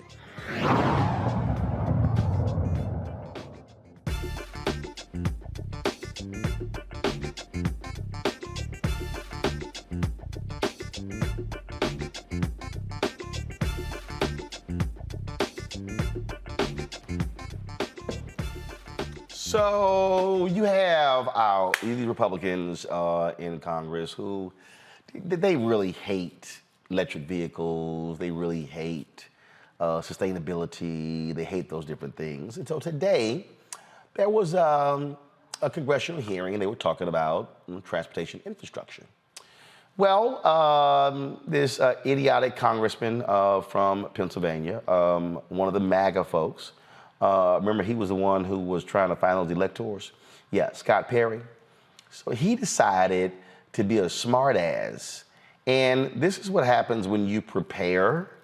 So Transportation Secretary Pete Buttigieg had a great response to this arrogant ass Congressman Scott Perry. Y'all, this is pretty cool to watch. Just check this out. Have implied that they should buy an electric vehicle and absolve themselves of that 80% increase per gallon. Just looking at Kelley Blue Book, the price of a EV is about $55,000. Now, that doesn't include, so it's actually more than that because there's $7,500 per car subsidy paid for by about $48 billion in taxes on the same people on that car. So it's closer to about $60,000. There's about $20,000 more than a gas-driven passenger car. About. I want to be clear. Nobody I know, certainly not me, thinks that all or even most Americans can easily afford electric vehicles. That said, I'm struck by this $55,000 number that keeps going around. I knew this might come up, so I just pulled a few of the latest prices. A Chevy Bolt, so an American-made 2022 EV is $26,595. If you want a pickup truck, like a Chevy Silverado EV or Ford F-150 Lightning, the starting prices of those are $39,900 and $39,974, respectively. We've also begun to see... Is that pre-subsidy or post-subsidy? I think it depends on which automaker, because some of them have gone through the cap for the $7,500, and some does that include state subsidies as well? I don't think so. No. Okay. So, and look, that's the new car. So the first time I got a plug-in car, for example, Chasten and I got one. It was $14,000. Had about 15,000 miles on it. It was a C-Max. So it was a combo plug-in hybrid. But what we're seeing in terms of the dynamics now is we're close to the point actually be there on certain models and under certain circumstances, where the extent to which your car payment would go up is actually already outweighed by the extent to which your gas bill would go down, even factoring in the cost of electricity. Now, again, that depends on what electricity. So you're saying the market's bringing it down. And look, I got my numbers from Kelley Blue Book. So are those this year's numbers? What's that? Would those be this year's numbers? Actually, last year. So So, Mustafa, you saw Buttigieg say, it's interesting. I keep hearing this $55,000 number go around. You would think, first of all, the Kelley Blue Book ain't a dealership. It's not. The Kelley Blue Book is used to determine what is the value of a particular vehicle. And so Buttigieg just smacked the hell out of them by going, here's this American-made Chevy Bolt that you can get for $29,000. And you saw the game there, trying to make it sound like, oh my God, the electric vehicles are so high, so pricey, and it's so much cheaper to buy a gas vehicle. And Buttigieg was kind of like, pimp slap. These Republicans do not want to do anything about climate change. No. It's interesting. Secretary Buttigieg, he knows his stuff. I've had a chance to meet him a few times. And what they don't do, because I've testified on Capitol Hill before, they try and create these got-yous, and they very rarely work for folks like who actually know their stuff. So what he didn't say is that, the fossil fuel industry gets about $20 billion in subsidies every year in America. It's $5.9 trillion across our planet. And what he doesn't talk about also is the public health impacts, especially to Black and brown communities, when you utilize fossil fuel vehicles. And we know that we got 200,000 people are dying prematurely. Some of that is coming from what's coming out of those tailpipes. So there are all kinds of costs that they never want to talk about. And the reason they don't want to talk about it is because many of them are actually being subsidized by fossil fuels for their campaigns. So we should really understand the full cost that's associated. We also know that electric vehicles cost you a whole lot less to charge up, literally pennies on the dollar, than folks who are now out there paying $4, $5, $6 for a gallon of gas. It's time for a just transition, and it's time to make sure that electric vehicles and those charging stations are inside of our community so that our health can be improved and so that we can be a part of the 21st century economy. I mean, I just sit here and I laugh at this, but it's no laughing matter what's happening here, Avis. I mean, Britain is dealing with the highest temperatures they've ever faced. Wildfires are breaking out. You've now got massive floods in New York in New Jersey. You look at the heat. I mean, you have these people who are saying over and over and over again, folks, we're reaching the point of no return. Do something. And God, I swear, these idiotic damn Republicans are just, no, we need more gas, more fossil fuels, more. They bitch about the Green Deal, okay, as if somehow it is something sent from the devil. Anybody who studies in this country and you look at the abundance of natural gas, oh, no, we can't use that. So no, forget that. Wind at dumbass Trump. Oh, the wind turbines are causing cancer. They hate wind turbines. They hate solar. They hate electric vehicles. Like, I've never seen people who are so damned crazed about fucking gas. I'm from Houston, the petrochemical capital of the world. I'm sorry, I'm gonna listen to scientists who are saying, yo, the planet is getting hotter. We don't even have 4 seasons anymore. You got like 2, summer, winter. Well, you know, Mustafa hit the head on the nail on the head. I mean, the reality is they don't care about facts or logic or anything like that. They care about the money that they're able to get from those oil interests that keeps them in office. Because at the end of the day, what they care most about is power, holding on to their positions in Congress. Supposedly, they don't have the intelligence to have any other job. So they have to keep getting reelected there to stay gainfully employed, apparently. So what they want to do is to do anything that those oil interests want them to do in order for them to keep their positions. And one other thing that he did not mention is just the cost of maintenance. I mean, I think a lot of us would like, or the lack of a cost of maintenance, for example, with electric vehicles. How many of us would like to have a car where you don't have to worry about oil changes, where you don't have to worry about your transmission dying? You know, if you want to be able to completely obliterate those maintenance costs, in addition to the benefits that you provide to the climate, I think that's something that most Americans would be in favor of. But of course, he doesn't want to talk about that. I mean, it's literally as if these folks are like, man, you know what, screw y'all. And then you got this arrogant idiot, Joe Manchin in West Virginia, okay, who's taking more coal money, more fossil fuel money than anybody else. He doesn't give a damn. He doesn't care. And they don't care about the climate. And I mean, and they were, oh, no, everything is fine. And here's what gets me, Larry. All these fake-ass white conservative evangelicals who talk about how God made this all in 7 days and how we must be stewards and all that God has provided.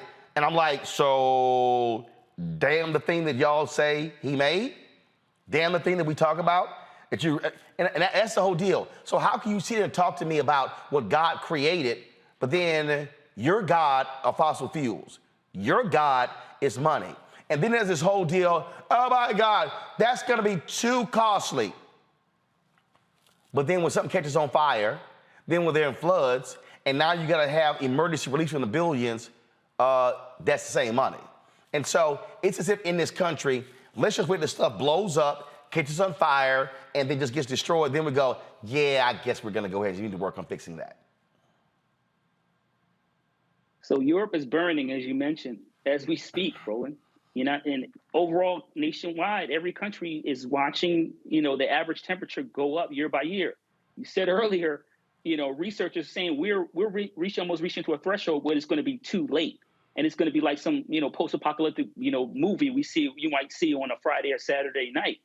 But I think the Republicans, because this whole issue with, climate change and electric cars, Roland, I think it's tied to a weird sense of masculinity. If you listen to the language they consistently use when they talk about climate change and electric cars, it's kind of like, yeah, I need to drive a car with gas, a guzzler with a cigarette in my mouth, and I just ate a steak, right? So it's just, I guess, this weird sense of masculinity. bottom line is it also kind of connects to this, this idea of people being selfish. So, I don't care about climate change. So what do I care about everyone else?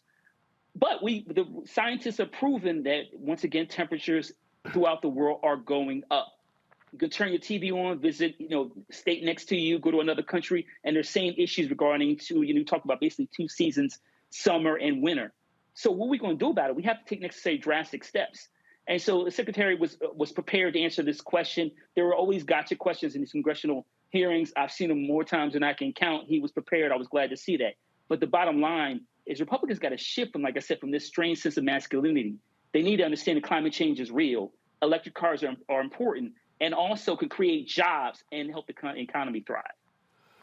It just literally makes just absolutely no sense whatsoever. All right, folks, gotta go to break. We come back. Marketplace segment, we'll talk about sustainability and hygiene with a black-owned company called Good Conscience. That's next on Roland Martin Unfiltered on the Black Star Network.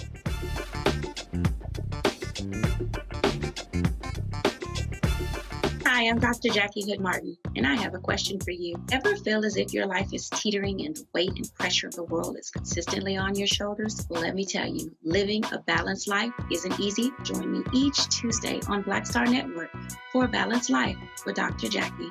We'll laugh together, cry together, pull ourselves together, and cheer each other on. So join me for new shows each Tuesday on Black Star Network, A Balanced Life with Dr. Jackie.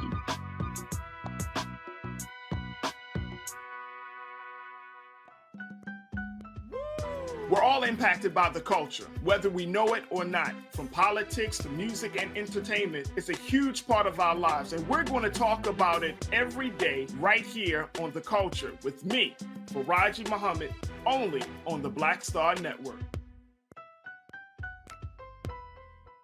Next on the Black Table with me, Greg Carr, we connect the dots and reveal a big picture you absolutely need to see. We'll explore how all the recent Supreme Court decisions fit together, like hand in glove, with the long-standing and very patient agenda of the GOP. As one of our guests tells us, conservatives are playing chess, while the rest of us are playing checkers. And we're getting really close to checkmate. A Black Table you won't want to miss. That's next, only on the Black Star Network. Sexy to me is the exact same feeling as running water, ever flowing. Water always finds a way to get through. And so when you know that you're sexy, there are no questions about it. It is an ever-flowing emotion. It is an ever-flowing feeling. When you question it, though, you stop the water. I struggle with this a lot, mainly because I've been told what sexy should look like, what it should feel like. As a model who did Sports Illustrated, you're told that this is what sells sexy, but then you travel the world and what's sexy to one person is not sexy to another person. I'm more of a mindfuck kind of person. How can you stimulate the brain? To me, that's sexy.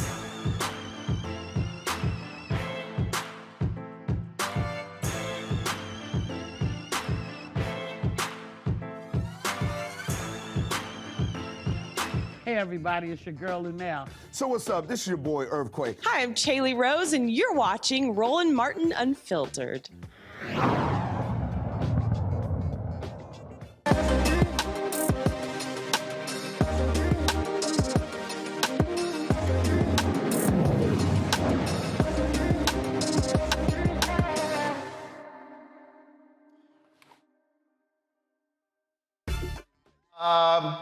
The Good Conscience Company, folks, they have an essential line of naturally clean and sensorial body care products for the body. Pretty cool. And so the company prioritizes partnerships with Black and minority-owned businesses throughout its cultural sustainability business model. Jerome Clark is the founder and CEO of In Good Conscience Personal Care. He joins me from New York City, New York. Jerome, glad to have you here. So let's talk about this here. These products, okay, In Good Conscience, where did they come from? Yeah. So, just to give you a little bit about my background, I am the founder of In Good Conscience, and it is a naturally clean line of bath and body wash products with a social conscience. And as you were mentioning, Roland, what we've done with the everyday self-care routine of taking a shower or taking a bath is we've integrated a social impact through the use and the purchase of our products. So when we developed our products, we prioritized partnerships with Black-owned manufacturing companies, Black-owned fulfillment and warehouse companies, community banks.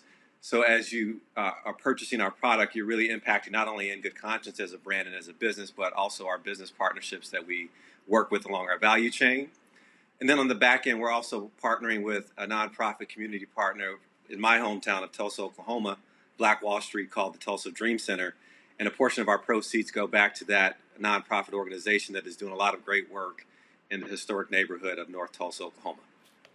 Gotcha. And so when did you start this company?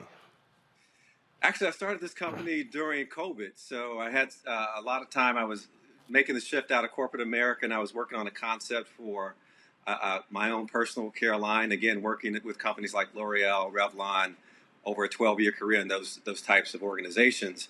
I always wanted to do my own, and COVID afforded that right opportunity to create a product line, but also do so with, given the sensitivity to consumers wanting to make an impact outside of just their own personal care or personal consumption habits. All right, so I'm looking at the peppermint sage with hydrating babasu oil. This is the body wash. Yep. So, and so it says it's free of sulfates and a whole bunch of other stuff.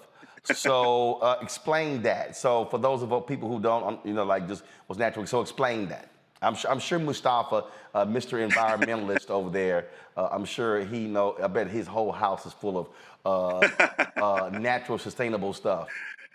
Right. So I can definitely explain that. So from a product side, we're in what we call the natural, clean product care space. So that would consist of products that are natural, highly natural, and/or clean, which is free of what are considered no ingredients or ingredients that could be perceived as detrimental. Some of those ingredients, or some of the consumers in this space, prefer not to use products with sulfates, parabens, phthalates. One of the other key features that we bring to the table with our products is that we don't use any synthetic fragrances either. So as a result of using what we call a naturally clean formulation, what we're able to do is give a very authentic and transparent product to the consumer.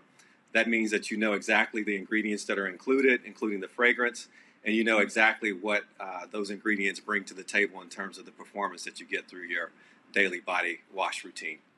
All right. Questions from our panel. So I'll go ahead and start with Mr. Clean Environment, Mustafa.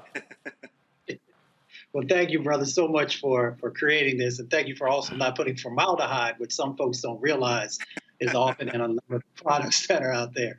I'm curious, because it is business.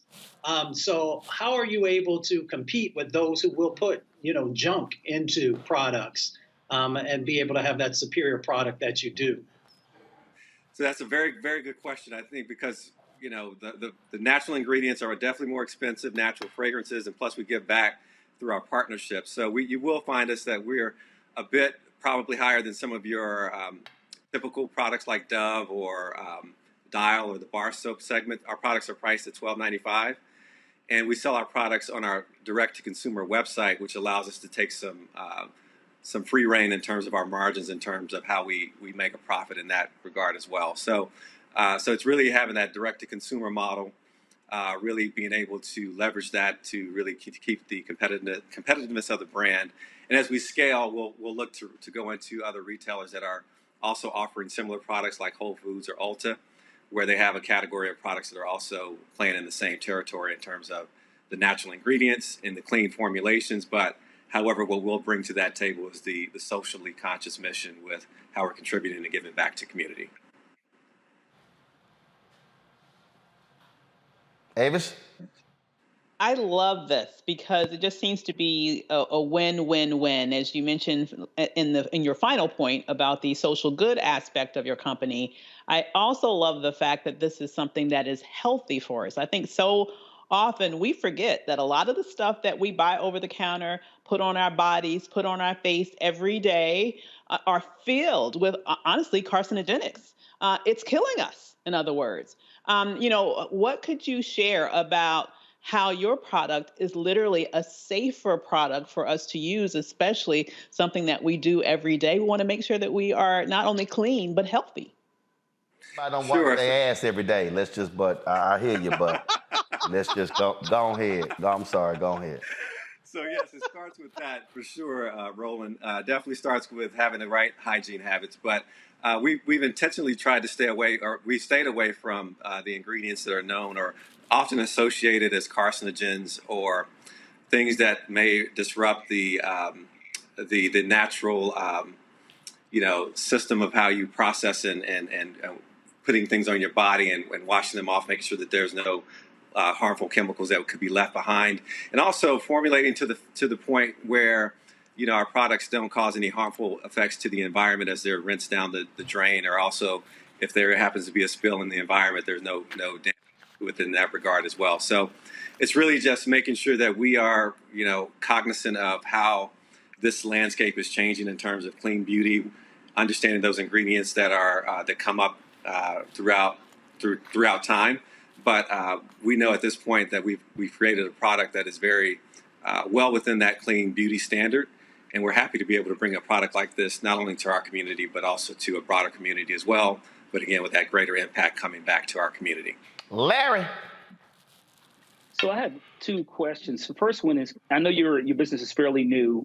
What kind of growth have you seen? And then secondly, can you talk about the importance of being on a platform like Roland Martin Unfiltered, and how the kind of publicity that's going to give, and obviously could give you a bump in terms of your selling your product?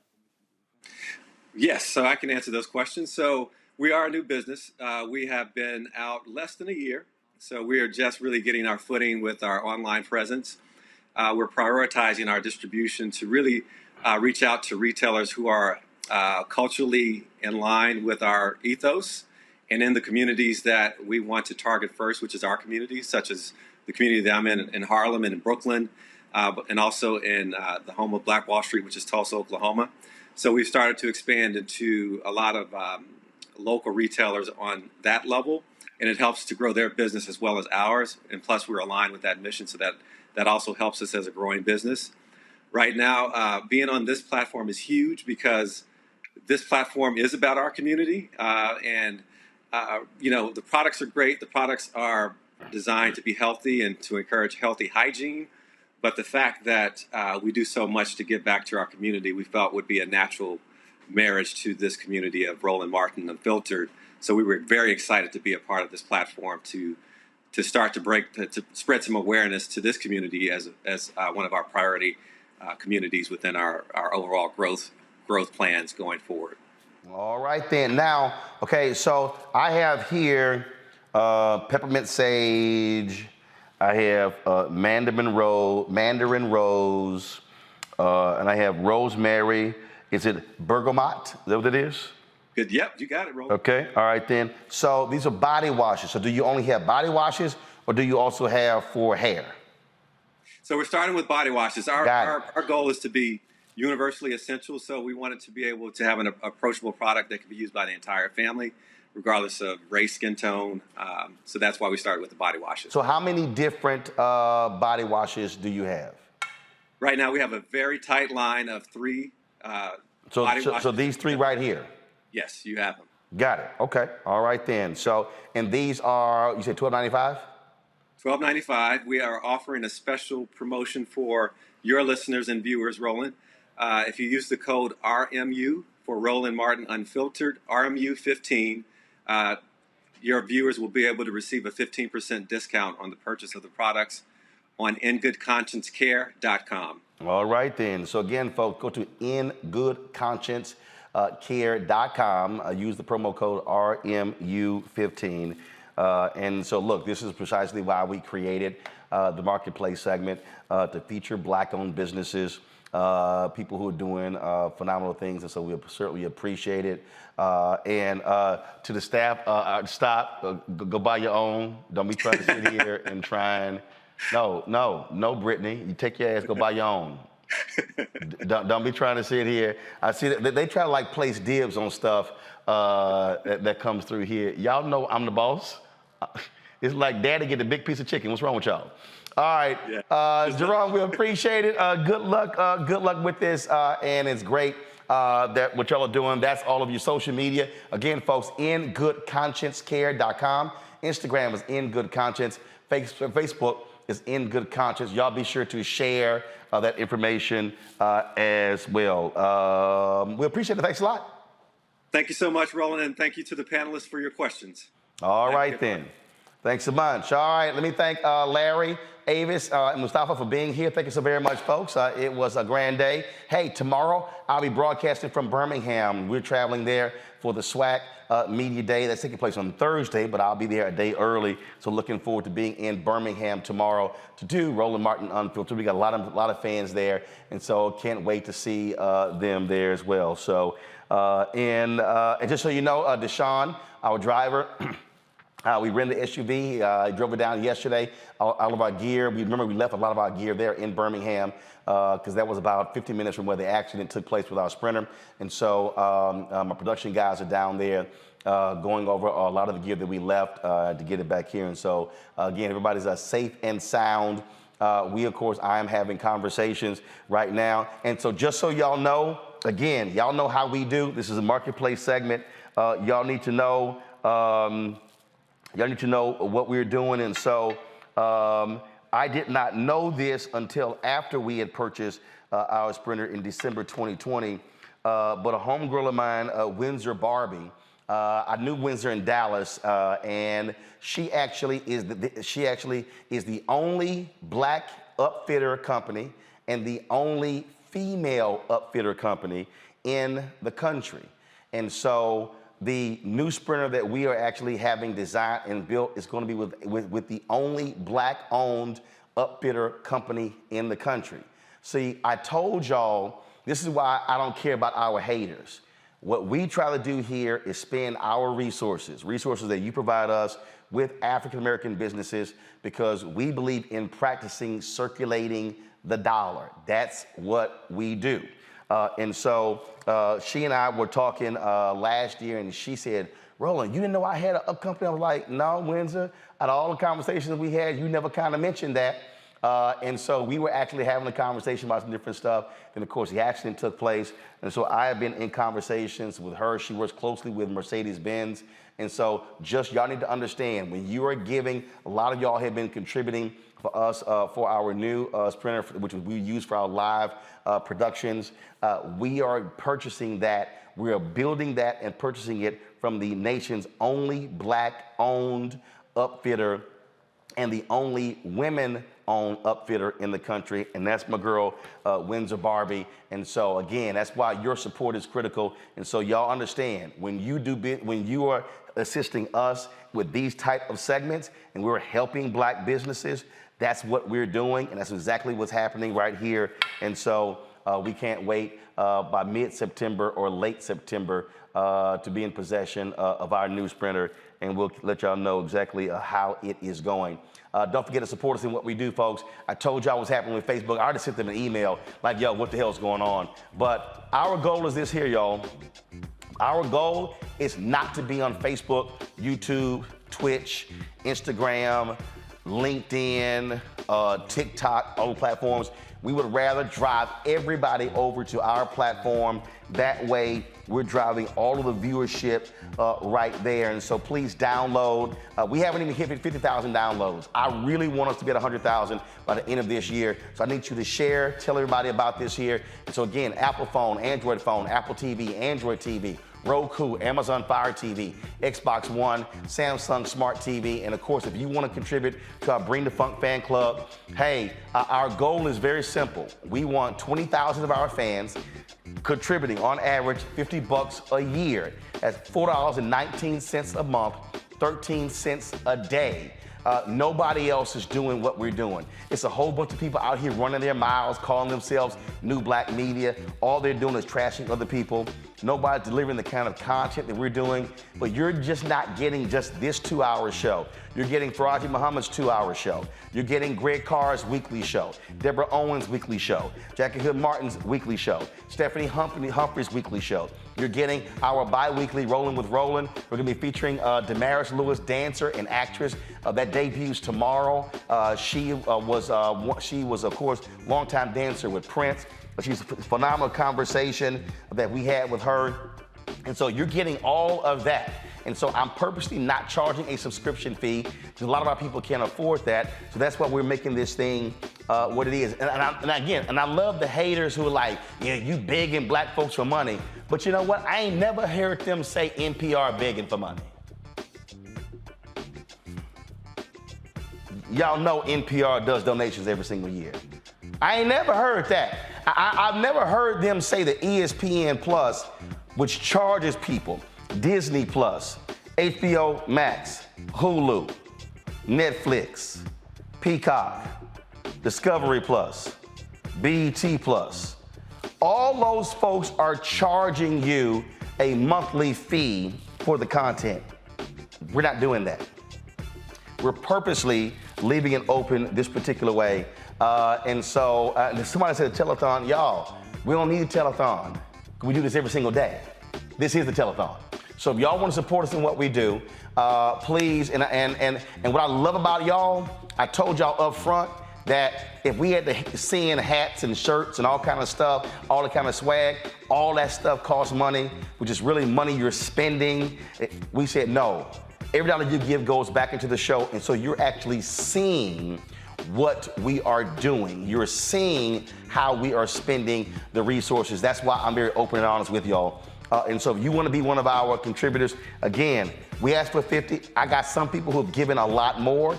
I've got some people who've given $1. We appreciate every single contribution. Some people send us a check every single month.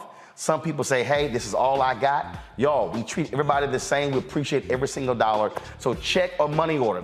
Go to, because a lot of y'all old school, P.O. Box 57196, Washington, D.C., 20037-0196. The Cash App, $RM Unfiltered. PayPal is R Martin Unfiltered.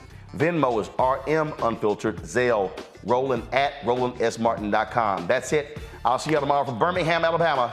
Until then, holla!